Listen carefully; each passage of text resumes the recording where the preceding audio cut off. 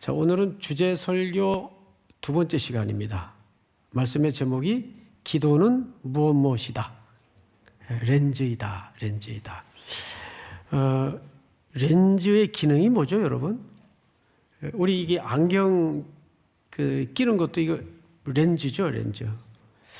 제가 이번 설교를 준비하면서 이렇게 기억을 소환해 봤어요. 내가 안경을 몇 살 때부터 꼈나 봤더니 중학교 2학년 때부터 썼더라고요. 그럼 그전에는 눈이 좋았나? 그렇지 않았어요. 그전에도 눈이 나빴는데, 제가 이제 항상 그 공부에 열중하다 보니까 늘 앞자리에 앉아 썼습니다. 앞자리에. 그러다가 중학교 1학년에서 2학년이 넘어가는 과정에 갑자기 키가 크는 거예요. 실제. 네.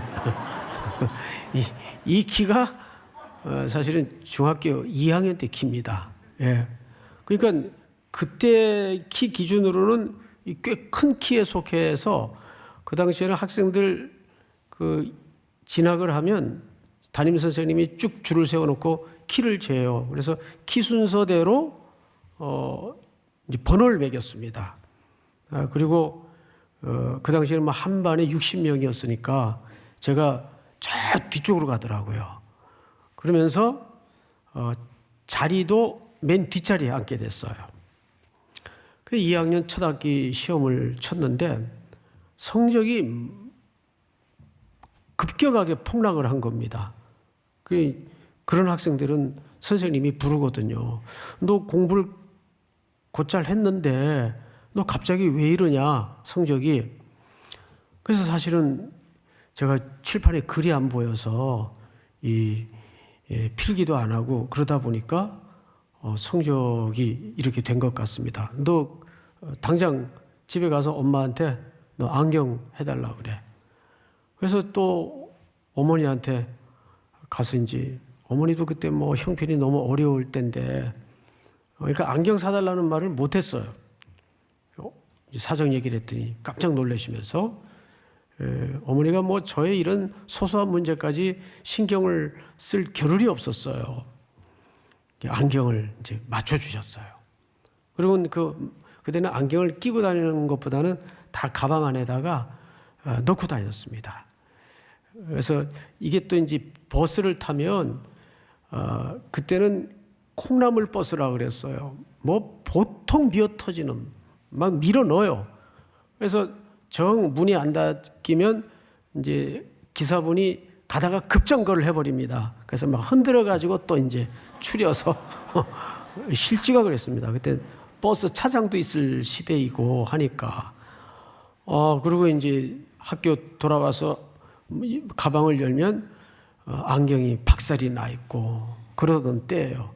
그래서 이 안경을 이런 약통이 있어요.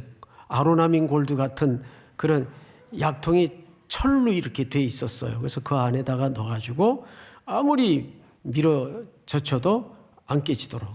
그리고 이제 안경을 갖고 다니면서 그 안경을 맞추어서 처음 쓰던 날 그 충격을 잊을 수가 없어요. 그렇게 뿌옇고 흐리게만 보이던 칠판의 글자들이 아주 정확하게 또렷하게 보이던 그 생경스러운 그 충격. 그게 지금도 기억이 나요. 그러니까 안경의 역할은 두 가지예요. 뭘 또 이렇게 벗어보세요, 저기 형제.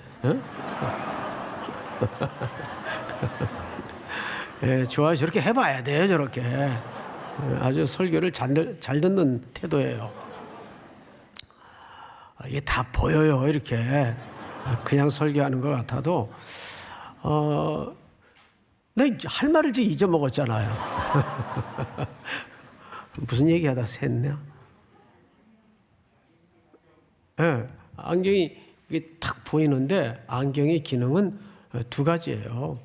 첫째는 바로 보게 하는 거예요. 바로 보게 하는 거. 그리고 그 바로 봄을 통해서 정확한 것을 판단케 하는 기능을 가졌어요. 그렇죠? 네. 안경 벗고 돌아다니다 실수할 때가 굉장히 많아요.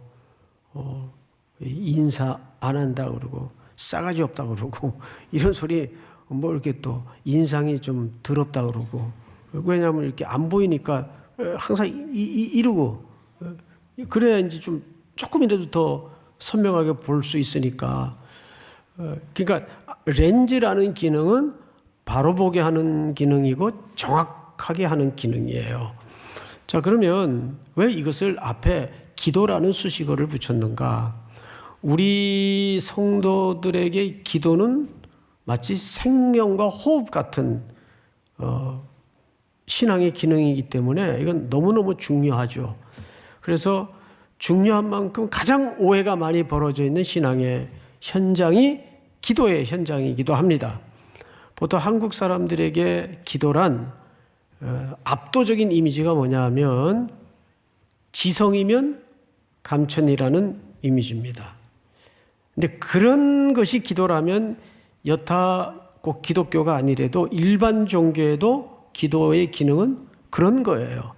사람이 정성을 들여서 정성을 쌓아야 신이 감동을 해서 인간의 니즈를 채워준다. 뭐 이런 것이 기도의 보편적 이미지란 말이에요. 마찬가지입니다. 우리 기독교인들에게도 기도를 마치 그런 식으로 곡해하거나 이해를 잘못 갖고 있는 경우들이 참 많습니다. 그래서 오늘은 산상설교 중에 예수님이 가르쳐 주신 기도를 중심으로 보통 우리가 주 기도문이라고 하죠. 그러니까 그것은 정확히 주님이 하신 기도문이 아니에요. 주님이 가르쳐 주신 기도문이지 주님이 그렇게 기도했다는 말이 아니에요. 자, 그 기도문을 중심으로 우리가 바르게 시각을 좀 교정하고 뭘 정확히 봐야 될 것인가에 접근을 좀 해보도록 하겠습니다. 우선 몇 절을 보시냐 하면 9절을 보세요. 9절. 그러므로 너희는 이렇게 기도하라. 자, 여기서부터 여러분들이 시작. 하늘에 계신 우리 아버지여, 이름이 거룩히 여김을 받으시오며 나라가 임하시오며 뜻이 하늘에서 이루어진 것 같이 땅에서도 이루어지이다. 예, 우선 첫 번째로 9절에 하늘에 계신 우리 뭐죠? 아버지요. 자, 이것은 산상설교라는 새로운 하나님의 나라의 윤리 속에 공동체에게 가르쳐준 공동체의 기도문이에요. 그런 커다란 기초에서 오늘 본문을 봐야지 해석에 비틀림이 없어집니다. 자, 그러면 예수님이 기도를 가르치는데 원문에 보면 파텔 이 단어가 제일 앞에 있어요. 이 파테르라는 말은 아버지라는 뜻입니다. 아버지요. 이걸 첫 글자에 놔요. 자, 혹시 여러분들은 이제 오늘 이 3부 예배가 대부분 이제 젊은이들이 많이 계신데 아버지 또는 아버지 하면 어떤 느낌이 탁 먼저 이렇게 전체 이미지로 떠오르십니까? 저도 한번 설교를 준비하면서 떠올려 봤어요. 아버지 하면 나한테는 어떤 그림일까? 어떤 존재일까? 근데 좀 슬프게도 별로 추억도 기억도 없어요. 뭐 간간히 제가 설교 시간에 말씀드렸던 것처럼 저는 학교 들어가기 전에, 초등학교 들어가기 전에 아버님이 갑작스러운 질환으로 일찍 떠나셨어요. 그저 기억이래야, 뭐 추억까지 얘기할 것도 없고 기억이래야 제가 어린 시절을 대구에서 살았기 때문에 아버지하고 그 집차 타고 오리 사냥 갔던 거 이건 굉장히 선명하게 남아요. 또 아버지 퇴근할 때까지 군인이셨는데 무서우셨어요. 퇴근할 때까지 그 분홍색 종이에다가 친히 구구단을 써서 주셨어요. 외우라고. 학교도 안 들어간 애한테. 그거 어떻게 외워요, 제가. 그래서 못 외우고 아버지를 맞으니까 펌프가에서 혼난 기억들. 또 하나 황당했던 것은 지금 생각해도 조금 그런데 그때는 얼마나 황당했겠어요. 그때는 저녁마다 스물스물 골목으로 이 거지들이 집집마다 밥을 얻으러 다녔어요. 망태 같은 거 이렇게 옆에 메고. 그게 뭐 저녁마다 있는 일이니까 저녁에 또 저희 집에 거지들이 밥을 얻으러 왔단 말이에요. 근데 마침 그 시간에 아버님이 퇴근하시는 길이었어요. 근데 저를 봤어요. 어떤 모습을 봤는가 하면 거지 그분에게 제가 인사 안 하는 모습을 본 거예요. 그래서 저를 안으로 데리고 들어가서 아버지가 매를 들고 때리시는데 너 이놈의 자식, 어린 놈의 자식이 뭘 안다고 사람을 차별해. 거지라도 왔으면 인사를 해야지. 인사 안 했다고 얻어맞았어요. 그때 그런 희한한 몇 개의 기억밖에는 아버지에 대한 기억이 없고, 그리고 이제 아버님이 그렇게 일찍 돌아가신 다음에 그때 이제 자녀들이 넷이에요. 어머님이 그때 29살 때인데 과부가 되신 거예요. 이런 얘기하니까 굉장히 잘 들으시네요. 예. 그게 얼마나 어머니도 힘들었겠어요. 근데 저도 어쩌다 이제 장남으로 태어나가지고 엄청 힘들었어요. 어머님이 힘든 모습을 또 지켜봐야 되고, 뭐 집안에 고만고만한 사남매가 어머니 돈 벌러 나가시면 텅 빈 집에서 아웅다웅 다투고 싸우고 지들끼리 그냥 끓여 먹고 이러니까 그 생활이라는 게 어떻겠어요. 그리고 이제 또 고등학교 과정에서 또 중퇴하고 자퇴하고 그러면서 공장 생활하고 이 나이 먹도록까지 오는 가운데 내게 아버지의 부재는 뭘까? 근데 딱 한 문장밖에는 걸러지질 않더라고요. 참 너무 힘들었다.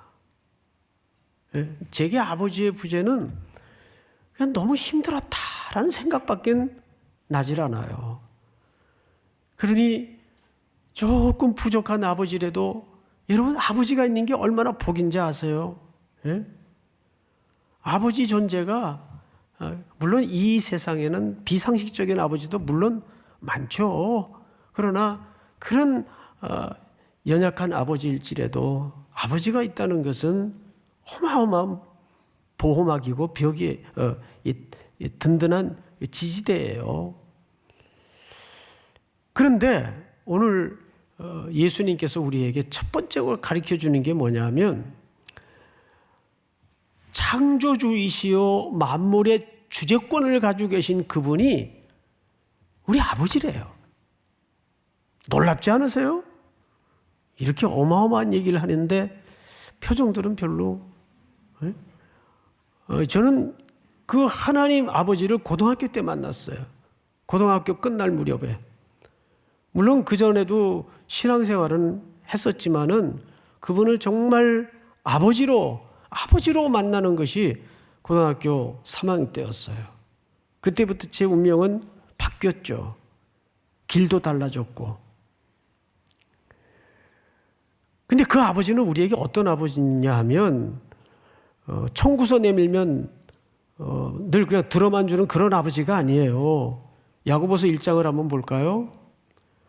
너희 중에 누구든지 지혜가 부족하거든 모든 사람에게 어떻게 주시고 후히 주시고 꾸짖지 아니하시는 하나님께 구하라. 이 하나님이 우리 아버지란 말이에요. 그리하면 주시리라. 여기서 우리에게 그분은 어떻게 주신다고 돼 있죠?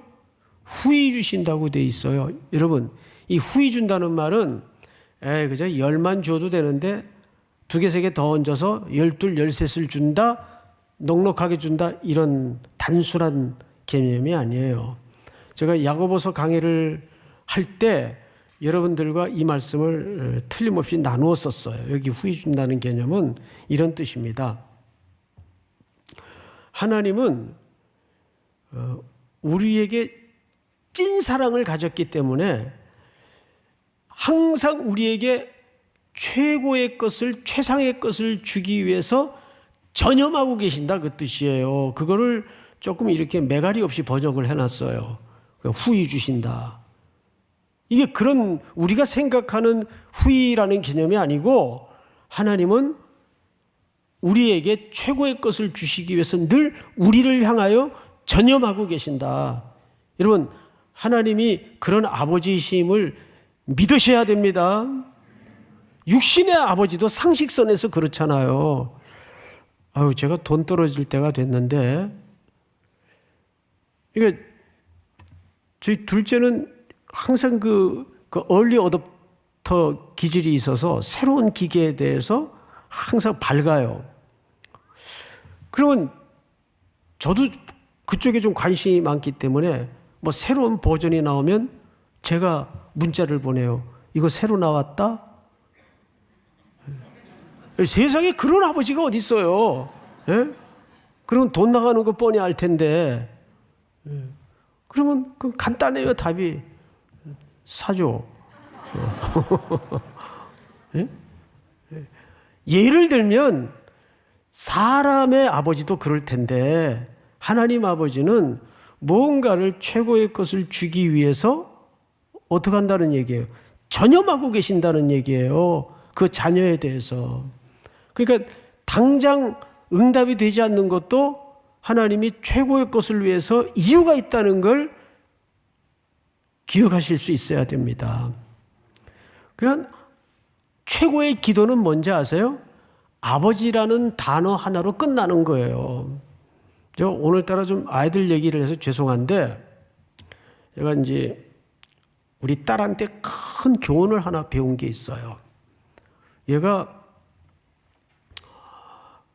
정말 고가의 제가 아주 너무 사랑하는 뭐를 그냥 손 쓸 수가 없을 정도로 망가뜨렸어요.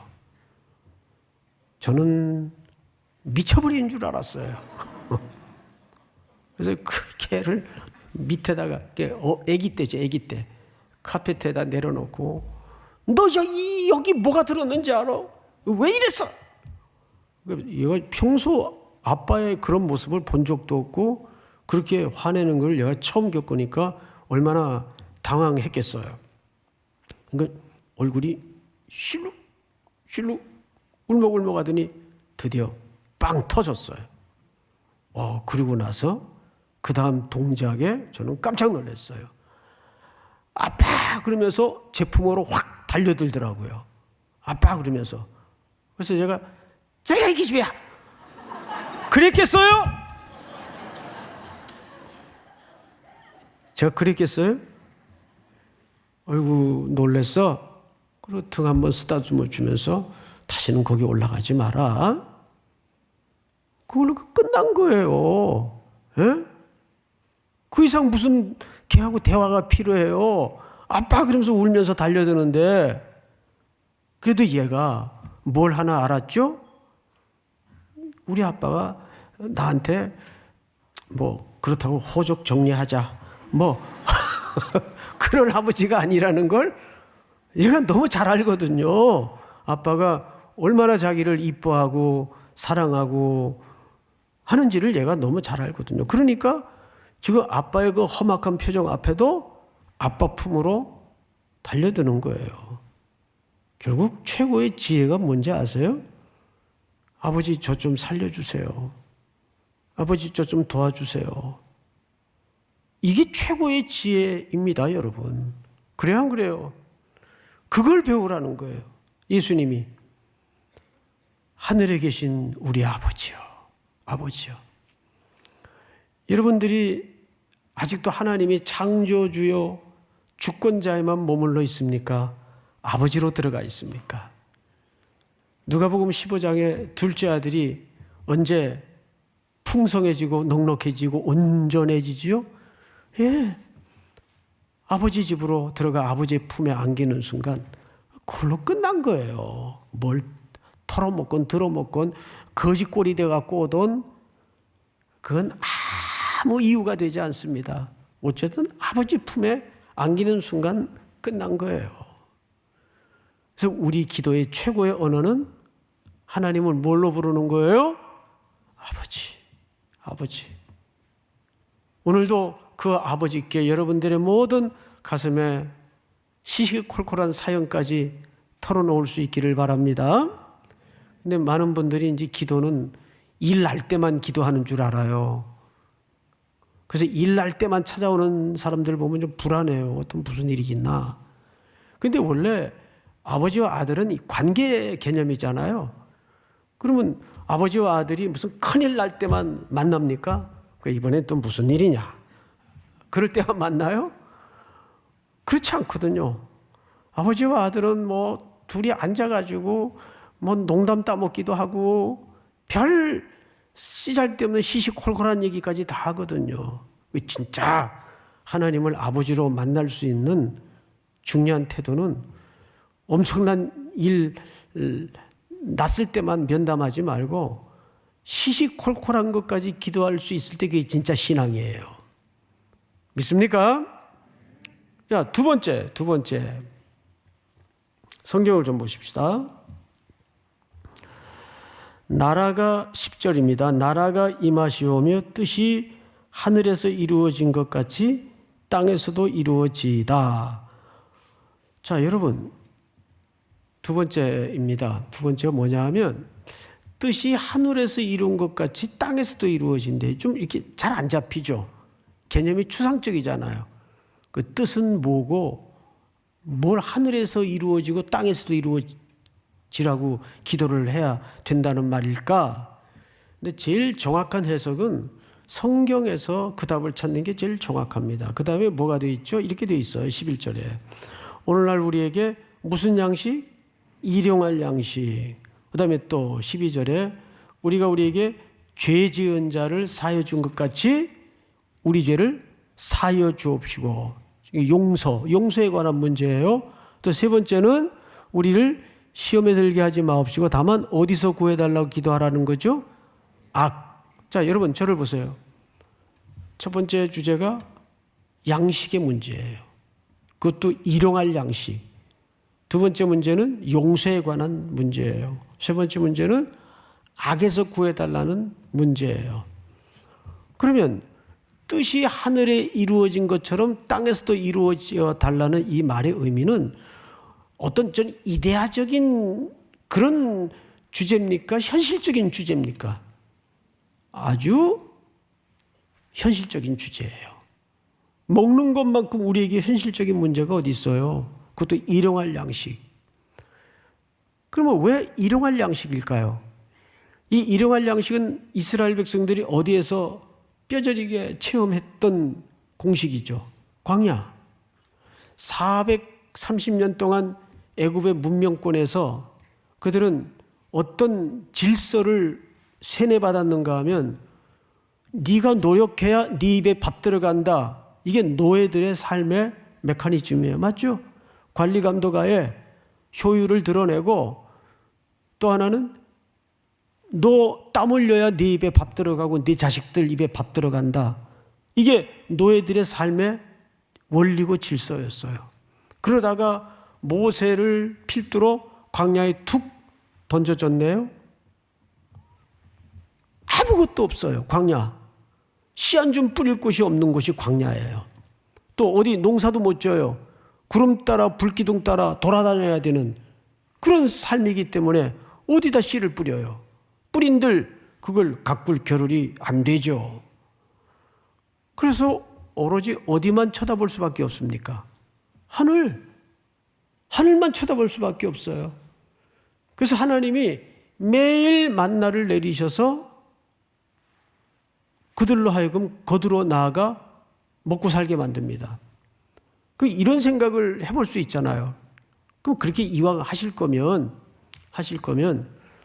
그 1년치 왕창 주어서 쌓아놓고 모아놓게 해서 매일 거두러 나가는 수고로움을 좀 덜어줄 수는 없었는가? 몇 가지 이유가 있죠. 첫째, 이 백성들로 하여금 생명의 근거가 되는 이 양식은 누구로부터만 온다는 것을 새겨놓는 겁니까? 하나님께로부터만 온다는 걸 새겨놓는 거예요. 두 번째는 내가 수고해서 내가 거둘 수 있는 게 광야에는 없다는 걸 확인시키는 거예요. 오로지 하나님께만이 내 생명에 출처가 있다는 걸 그런 방식을 통해서 새겨넣는 겁니다. 그러면 1년치 한꺼번에 주면 안 되나? 예, 안 되죠.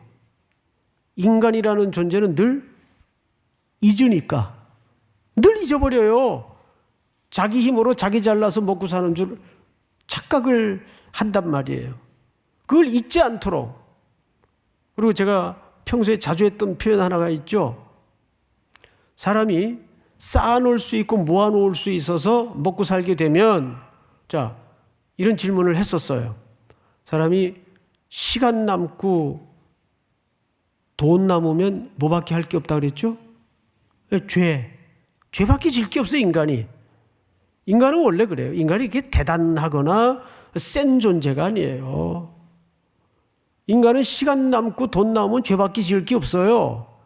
그러니까 돌아보면 기독교인들 가운데 이런 고백하는 사람을 엄청나게 많이 들어요. 정말 하나님은 마치 무슨 계산하신 것처럼 딱 살 만큼만 응답을 하시더라고. 근데 여러분, 그게 얼마나 부유한 복인지 아세요?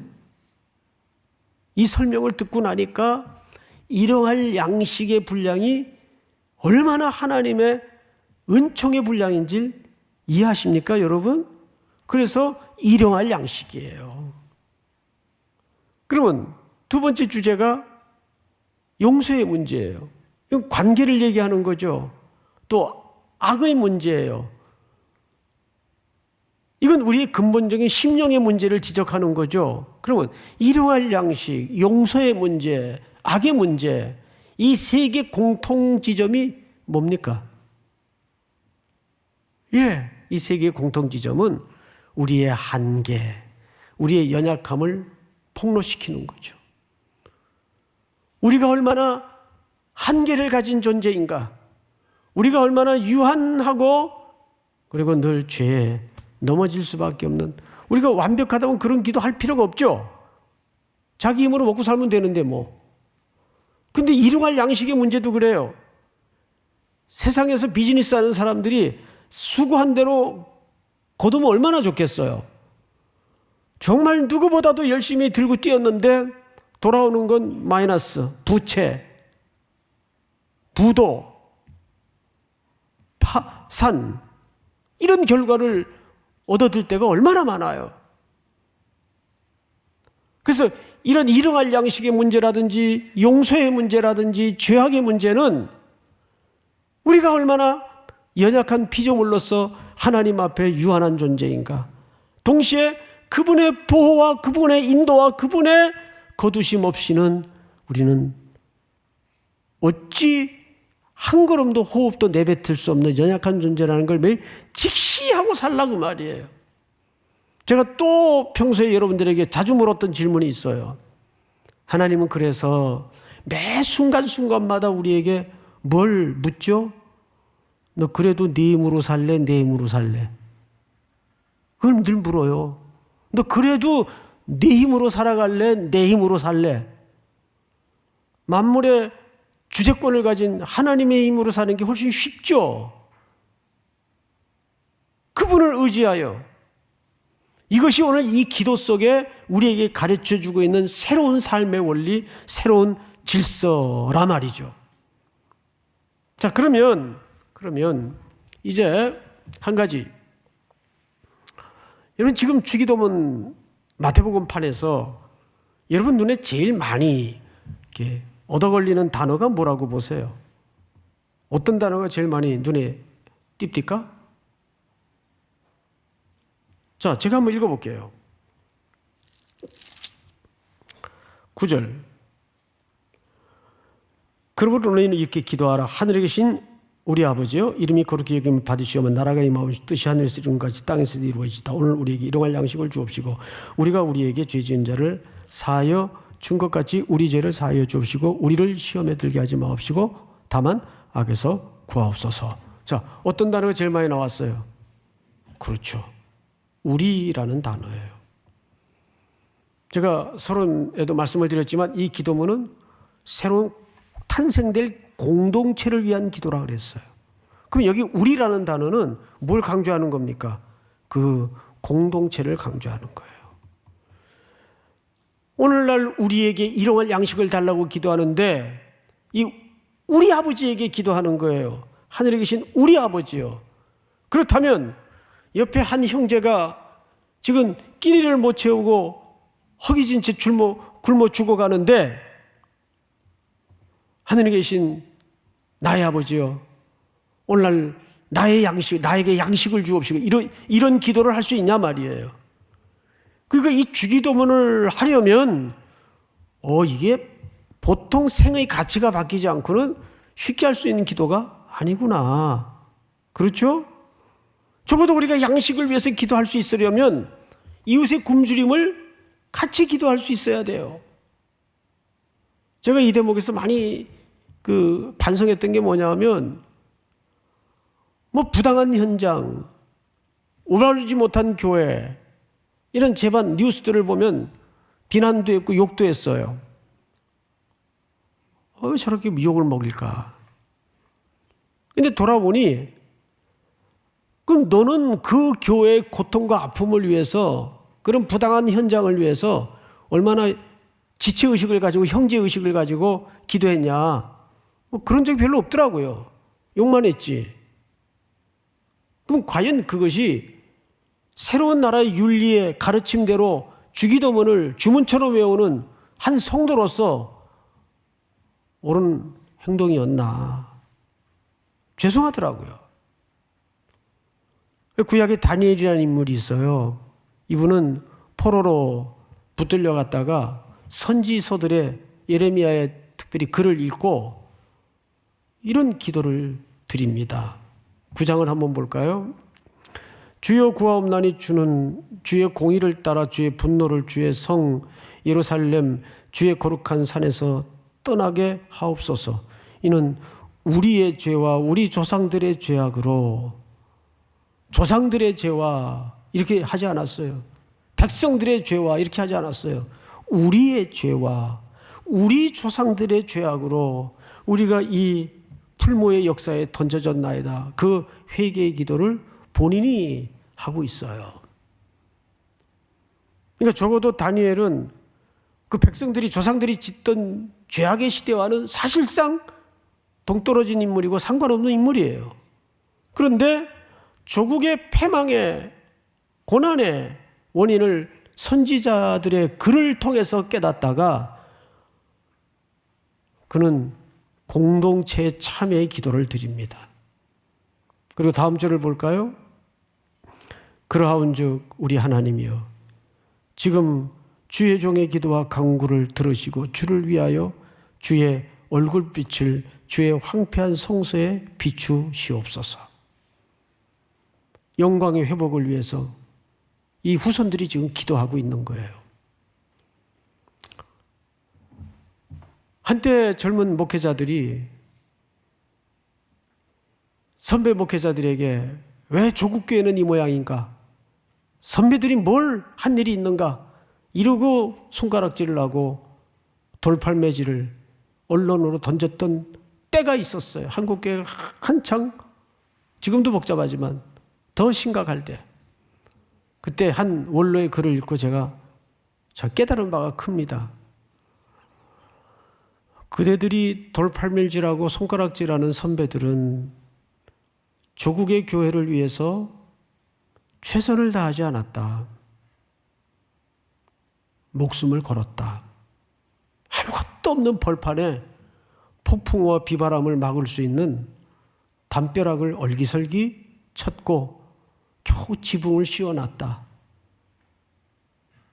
일제강점기를 거쳐 공산주의와 맞서 목숨을 걸었던 분들이 선배들이다. 그래서 그분들에게 조금은 연약하고 부족한 면이 보일 수 있지만 그들은 최선을 다한 게 아니라 목숨을 걸었었다.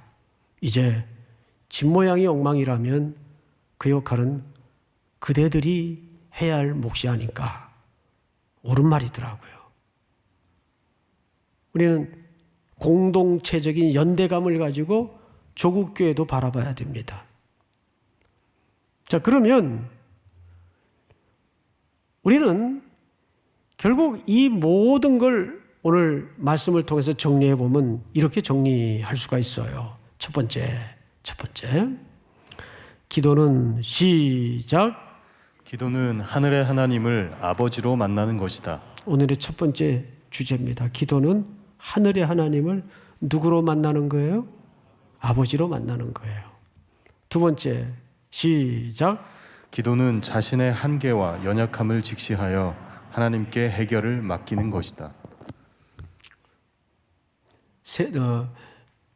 기도는 자신의 한계와 연약함을 직시하게 하고 하나님께 그 해결을 맡기는 것이다. 다음 시작. 기도는 자신을 넘어 공동체를 바라보는 것이다. 마지막 시작. 기도는 하나님의 경영에 눈뜨는 것이다. 그러고 보니까 이 네 가지 결론은 살그머니 어떤 진짜 결론으로 모아지냐 하면 기도는 무언가를 부르짖고 무언가를 요구하는 것을 넘어서 기도는 하나님의 마음을 듣는 시간이에요. 그렇죠? 하나님의 마음을 듣는 시간이에요. 오늘 이 복된 간구가 여러분들의 기도의 렌즈가 새로워져서 평생 주님을 아버지로 만나는 즐거움과 행복이 있기를 축복합니다. 다 일어나십시다. 우리 선배들이 자주 불렀던 찬송가죠. 369장